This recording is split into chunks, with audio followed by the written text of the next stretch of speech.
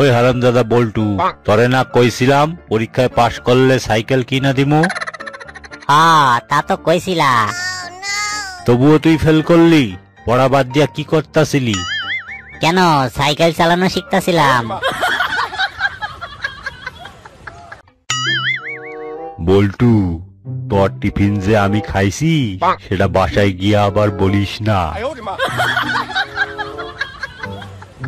না না স্যার, বাড়িতে কইয়া দিমু একটা টাকলা ভটকা মতো কুত্তায় আমার টিফিনটা খাইয়া ফেলছে।